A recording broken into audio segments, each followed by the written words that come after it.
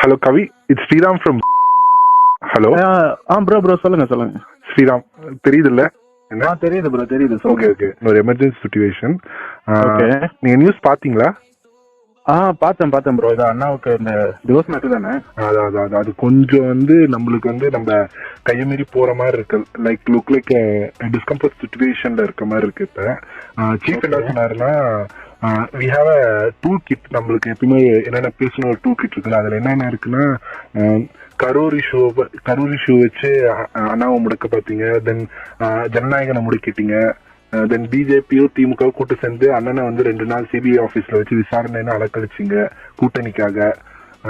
இப்போ இந்த எஸ்ஓபி எல்லாம் போட்டு அண்ணனை மக்களை பார்க்க விடாத பண்றீங்க. இதெல்லாம் மக்கள் பார்த்துட்டு தான் இருக்காங்க.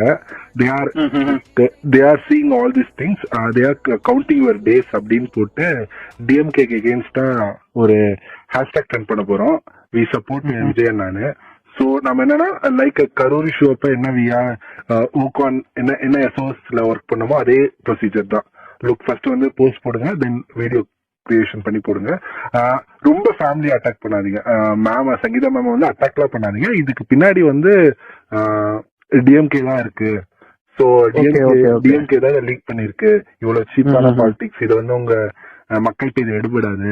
மக்கள் இன்னும் அண்ணனுக்கு அனுதாபம் தான் பட்டு இன்னும் நீங்க அண்ணனுக்காக அண்ணன் ஜெயிக்கிறதுக்கு நீங்க ஒரு வழிவகை பண்ணிருக்கீங்க. லைக் சொல்லணும்னு சீஃப் சொன்னாரு. So look on this.